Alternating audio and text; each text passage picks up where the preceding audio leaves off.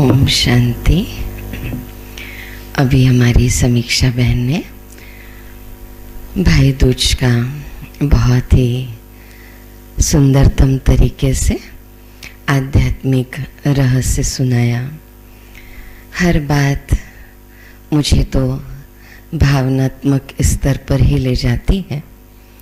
जब भी इन सभी त्योहारों के गहराई में मैं जाती हूँ और परमात्मा के महावाक्यों को सुनती हूँ तो मुझे महसूस होता है कि जीवन में भावनाओं का महत्व बहुत ही अधिक है और ये सभी त्योहार हमारे रिश्ते भावनात्मक रूप से बहुत मजबूत हो जाएं।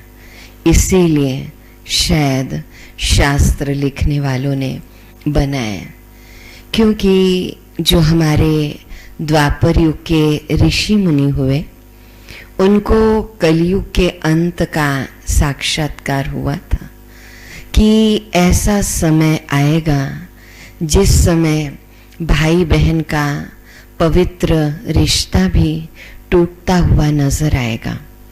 तो शास्त्रों में कुछ ऐसी बातें लिखी गई या ऐसे उत्सव और त्योहार यादगार के रूप में मनाए जाते हैं कि कम से कम 364 दिन नहीं तो एक दिन हम उस रिश्ते को याद करके अपने उस मधुर संबंधों को, बचपन के दिनों को याद करके पुनः उन रिश्तों को कायम करें।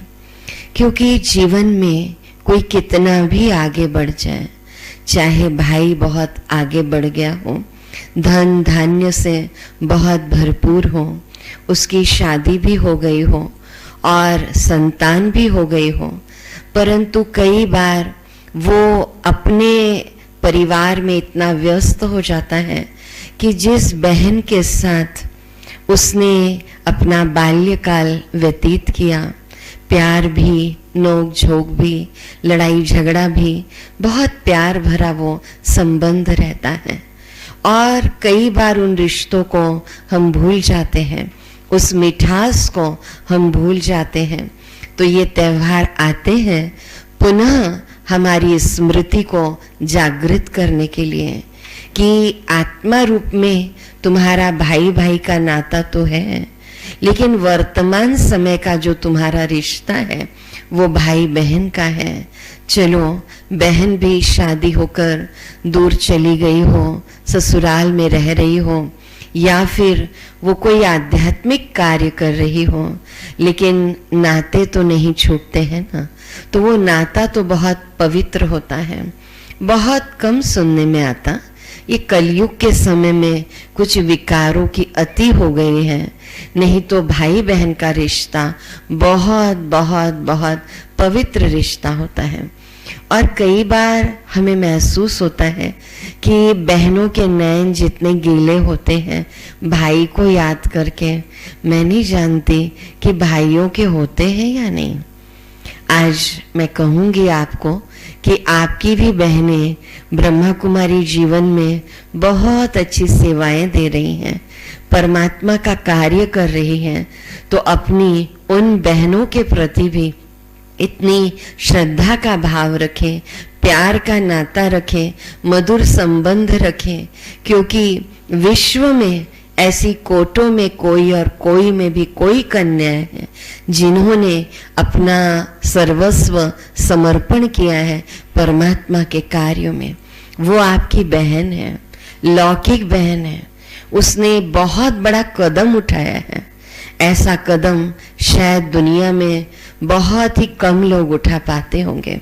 तो ऐसी बहनों को तो आपको बहुत दिल से याद करके, आजकल तो मोबाइल वगैरह आ गया है, आजकल सब मिठाई भी मोबाइल में ही भेज रहे हैं, व्हाट्सएप में, है ना।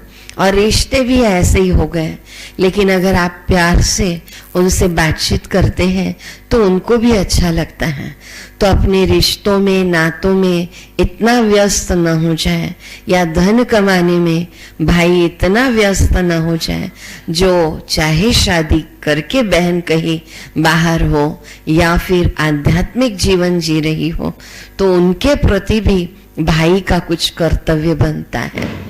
तो हम इस गहराई में तो जा ही रहे थे, तो हमें अपने भी बचपन के दिन तो याद आते ही हैं। शायद मेरा ये सौभाग्य कहूँ या जो भी कहूँ, हर आत्मा का एक पार्ट होता है। तो मुझे जो लौकिक संबंध प्राप्त हुए 7:30 बजे दोपहर को, तो मैंने सब बहनों को आज सुबह कहा कि अगर आप लोग अपने भाइयों को भी बुला सकते हो तो बुला लो, आना चाहिए उन्हें, क्यों नहीं आ सकते। आप क्यों सोचते हैं कि बहनें ब्रह्मा कुमारी जीवन में है, वो अपने आप में मस्त हैं, व्यस्त हैं, लेकिन मैं जानती हूँ कि वो भी आपको याद करती हैं और उनके भी नैन गीले होते हैं।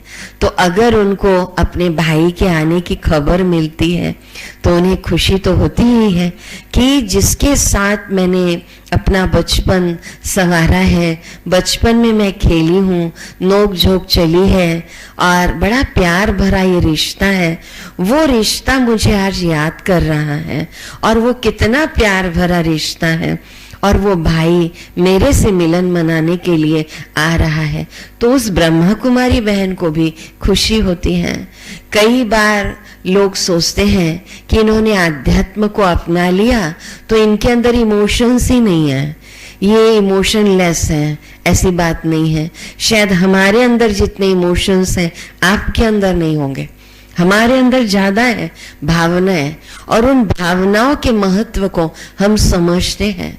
तो हम ब्रह्मा कुमारी जीवन में आए हैं, बस हम ये सोचते हैं कि हम मोह का त्याग करके विश्व बंधुत्व की भावना को लेकर पूरे विश्व की सेवा करें और पूरे विश्व के भाइयों को एक पवित्र संदेश दें। और आज वर्तमान समय की आवश्यकता है कि हमको ये भाई दूज का त्योहार भी बहुत प्यार से मनाना चाहिए। कितने गलत कर्म हो रहे हैं आज की दुनिया में, और कई बार मतलब आज ऐसा हुआ कि शायद किसी को लगता होगा कि लॉकडाउन के समय में हम पेपर या न्यूज़ बहुत अच्छे से सुनते होंगे या पढ़ते होंगे, लेकिन मुझे तो अनुभव हुआ कि ये 7-8 महीने से मैं पेपर से और न्यूज़ सुनने से और भी दूर हो गई। लेकिन कभी कभी जब पेपर पढ़ा तो एक कुछ दिन पहले की ही घटना आई कि भाई और बहन का ही इतना ज्यादा लगाव हो गया कि उन्होंने आपस में मैरिज कर ली। सोचिए आज इतना पवित्र रिश्ता किस तरफ जा रहा है। तो ऐसे समय की सार्थकता है कि भाई दूज या रक्षाबंधन हम अपने उस पवित्र रिश्ते को अपवित्रता की ओर न ले जाएं, और पूरा विश्व ही हमारा परिवार है।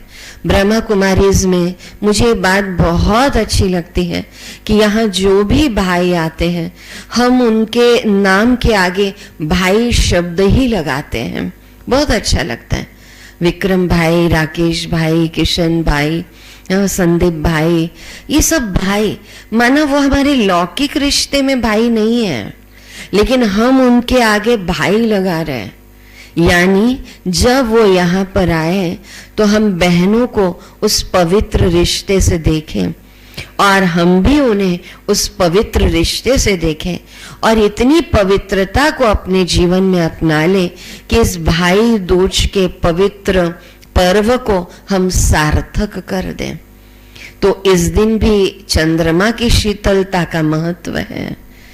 तो मैं जब ये अभी त्योहार आ रहे थे, करवा चौथ, शरद पूर्णिमा और काल अष्टमी, तो सब में चंद्रमा का बड़ा महत्व बताया जा रहा था कि चांद को देखना है। चंद्रमा भी एक भाई जैसा ही हमारा गीत भी आपने अभी सुना होगा, चंदा रे मेरे भैया से कहना बहना याद करे। और इतने प्यार से हम चंद्रमा के प्रति भी अपना एक श्रेष्ठ भाव प्रकट करते हैं, यानी चंद्रमा शीतलता का प्रतीक है। तो अगर भाई और बहन दोनों के अंदर एक शीतलता का भाव रहता है तो वो शीतलता उनके संबंधों में स्वतः ही मधुरता को लाती है। तो बचपन का अनुभव आपके साथ थोड़ा सा शेयर करना चाहूँगी मैं कि बहुत छोटी थी तो मतलब मेरा भाई मेरे से छोटा है, 2.5 साल छोटा है लगभग। तो यही मकान जो बगल वाला मकान है ना, ये महाजन वाला तो वहाँ पर हम लोग किराए के मकान में रहते थे।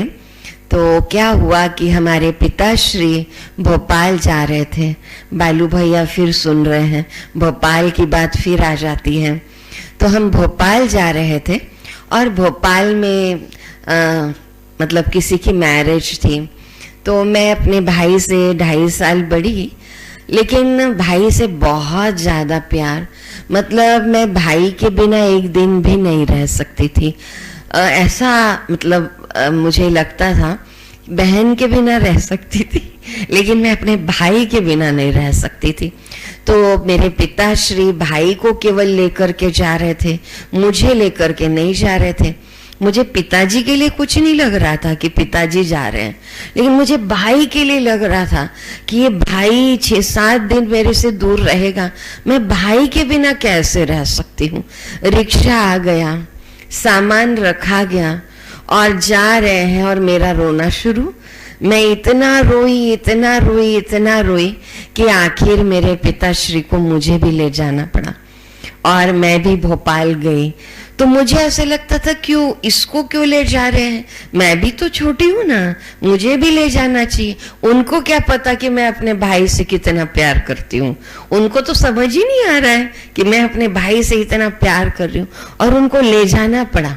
और चूंकि बचपन में मैं मतलब लड़कों जैसे ही ड्रेस पहनती थी, बहुत कम ऐसे लड़की जैसे ड्रेस पहनती थी। पता नहीं मेरे लाइफ में कैसे चेंज आया, ये तो परमात्मा ने ही किया है सारा बदलाव। और छोटी सी थी, दुबली पतली भी थी, तो मैं पूरे लड़कों के ही ड्रेस पहन करके, वो शादी ब्याह जिसका भी हुआ मुझे याद नहीं है, लेकिन मैं वहां पर गई थी। तो कितना एक प्यार रहता है। ऐसे ही जब मैं इंदौर में थी, इंदौर हॉस्टल में, उस समय भी मेरी उम्र तो 16 साल की ही होगी, लेकिन जैसे रक्षाबंधन का त्यौहार आया तो मुझे बहुत याद आ रही थी भाई की। लेकिन भाई तो 8th क्लास में ही पढ़ता था, तो क्या वो बिलासपुर से इंदौर पहुंच सकता था क्या? ये तो मेरी कल्पना से बाहर की बात थी। लेकिन मैंने रक्षाबंधन के दिन देखा, जब सुबह त्योहार वगैरह हो गया, तो वो भाई को भी मेरे से बहुत ज्यादा स्नेह होगा, तभी तो वो 8th क्लास में इंदौर पहुंच गया। और वो इंदौर पहुंच गया था और वो किसी के साथ आया था, लेकिन मैंने उसको बहुत प्यार से राखी बांधी थी। तो ये सब त्योहार हमें स्मृति दिलाते हैं। कभी कभी शादी ब्याह के बाद मान लीजिए भाभी आ गई या बहन की शादी हो गई, कभी कभी कुछ जमीन जायदाद को लेकर के रिश्तों में कुछ कटुता आ जाती है। कौन सा धन सबसे बड़ा धन है? कौन सा धन सबसे बड़ा धन है? जमीन जायदाद ये, या कुछ सामग्री ये धन सबसे बड़ा धन नहीं है। प्रेम का धन सबसे बड़ा धन है। वो कहते भी हैं गोधन गजधन राजधन सब धन धूलि समान, जब आवे संतोष धन या प्रेम धन। तो वो सबसे बड़ी खान है, ऐसे करके कुछ कहा जाता है। तो वाकई में प्रेम का धन और संतोष का धन, तो जो भी आज सुन रहे हैं, तो हम चाहेंगे, उन्होंने अपनी अपनी लौकिक बहन से बात तो की ही होगी, फिर भी अगर नहीं की होगी तो मैं आपसे ये अनुरोध करना चाहूंगी कि आपकी बहन भी अपने बचपन के दिनों को याद कर रही है और आप भी शायद याद कर रहे होंगे। तो जो भी सुन रहे हैं भाई बहन, वो एक दूसरे को फोन कर लें। पहले के समय में तो फोन भी नहीं होते थे। जब इंदौर में थे और कोई फोन में मैंने अपने भाई से बात नहीं की थी, लेकिन जब भाई को अपने सामने पाया तो मुझे बहुत खुशी हुई थी। तो वो कौन सा फोन जा रहा था, उसको टेलीपैथी कहते हैं, है ना। वाकई में आज के फोन से भी बड़ी पावर उसमें थी, टेलीपैथी में, जो हमारे संकल्प, हम जिससे प्रेम करते हैं, जिससे स्नेह रखते हैं, वहां तक पहुंच जाते थे। और कई बार वो हमारे सम्मुख जब उपस्थित हो जाता था तब हमें बड़ा आश्चर्य लगता था कि ऐसा कैसे हुआ। यही टेलीपैथी परमात्मा आज हमें सिखला रहे हैं कि बच्चे, तुम्हें कैसे मनसा सेवा करनी है। एक भाई हमारा भाई नहीं है, पूरा विश्व हमारा परिवार है। तो आज हम जिनको भी ये परमात्मा ज्ञान देते हैं तो उन्हें हम दिल की भावनाओं से, हम बहनें उन्हें याद करती हैं कि परम पिता परमात्मा को सच्चा सच्चा अपना साथी बना ले और उनसे आत्मिक स्मृति का तिलक लगवाएं और मुख मीठा करवाएं। क्योंकि देखिए प्रसाद का कितना महत्व होता है, भोग का। हम उसको यहाँ पर ब्रह्मा कुमारीज में टोली कहते हैं, प्रसाद को या भोग को टोली कहते हैं। तो आज बहन तिलक लगा रही है, अक्षत लगा रही है और मुख मीठा करवा रही है। इसके पीछे यही आध्यात्मिक रहस्य छिपा हुआ है कि हमारे जीवन में हमेशा हमेशा मिठास बनी रहे। निश्चित रूप से कलयुग के अंत में, यानी पुरुषोत्तम संगम युग पर ऐसा समय आया जिस समय जो आध्यात्मिक रूप से सशक्त बहनें हैं, उन्होंने अपने भाइयों को आत्मिक स्मृति का तिलक लगाया और साथ साथ मुख मीठा कराया। यहाँ पर एक थॉट दिया ही जाता है, कम बोलो, धीरे बोलो और मीठा बोलो। वाकई में कई बार हम समझ नहीं पाते, हमेशा हम सोचते हैं कि सामने वाले की ही गलती, सामने वाले की ही गलती है। लेकिन कई बार कुछ शब्द ऐसा नहीं है कि आपके ही दिल में लगते हैं, कई बार हमारे भी दिल में उन बातों की चोट तो लगती है ना। और हम कहते हैं कि हमने तो ऐसे ही कह दिया था, हमने तो ऐसे ही कह दिया था। लेकिन कोई भी बात ऐसे तो न कही जाए कि वाकई में इंसान के अंदर से वो मधुरता उस आत्मा के लिए भी खत्म हो जाए, कड़वाहट आ जाए। हम हमेशा एक लाइन कहते रहते हैं कि हम आह भी करते हैं तो हो जाते हैं बदनाम, हम आह भी करते हैं तो हो जाते हैं बदनाम। वो कत्ल भी करते हैं तो चर्चा नहीं होती, वो कत्ल भी करते हैं तो चर्चा नहीं होती।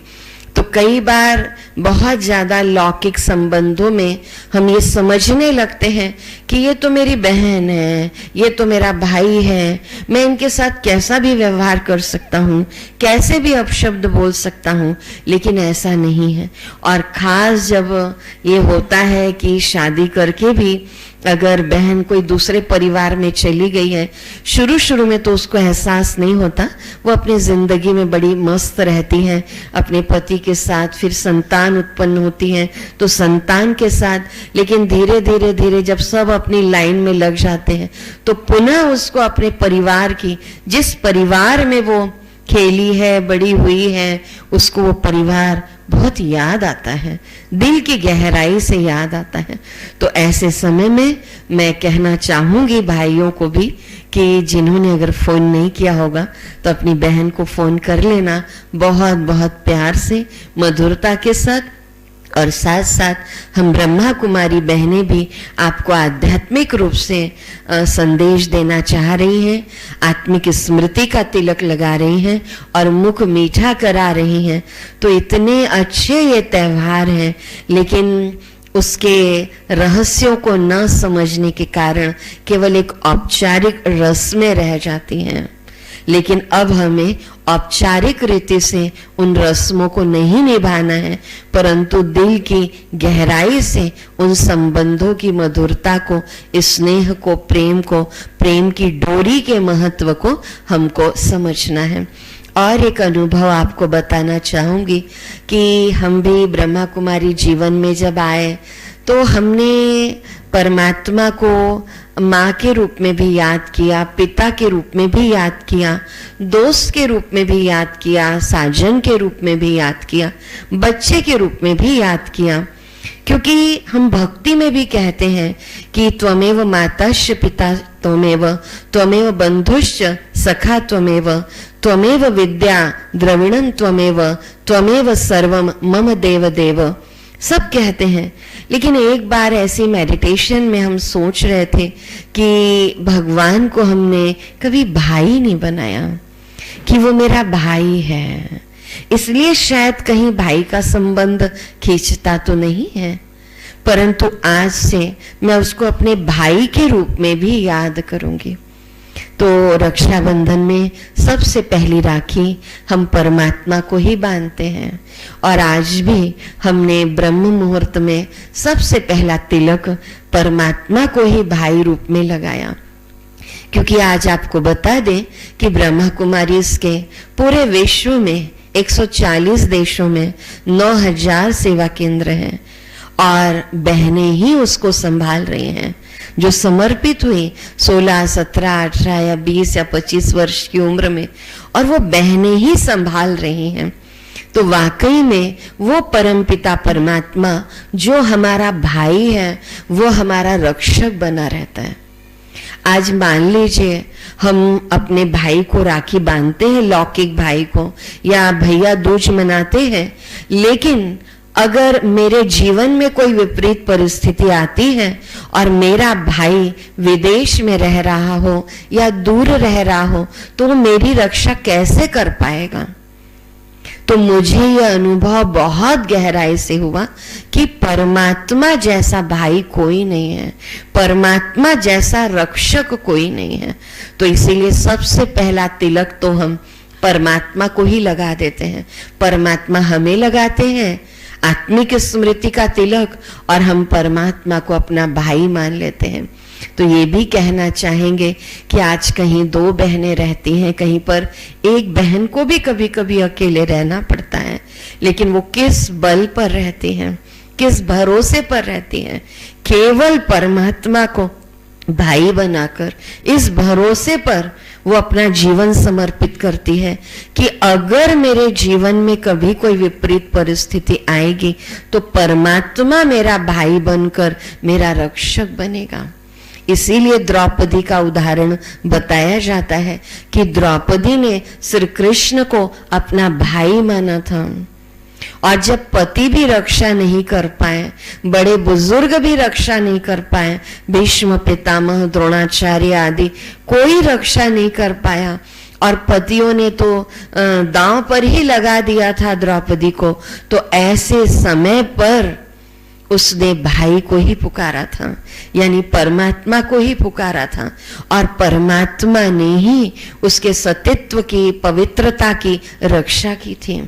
और जो साड़ियां बताई जाती है ना, कि जो साड़ियां ऐसे भगवान दे रहे हैं, 21 साड़ियां ही बताई गई है। इसके पीछे क्या आध्यात्मिक रहस्य है?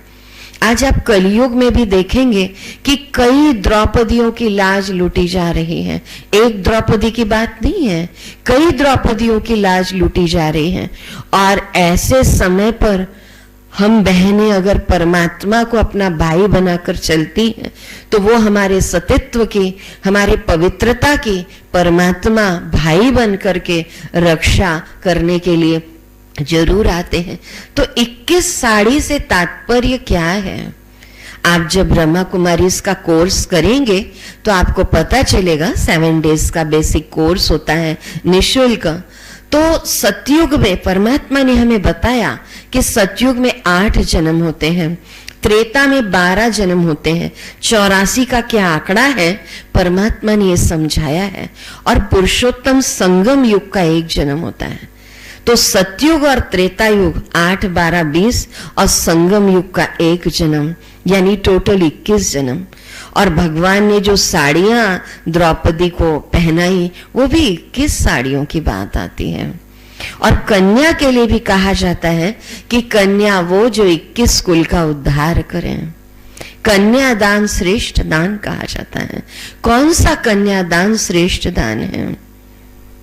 और कौन से 21 पीढ़ी पवित्रता की बात है?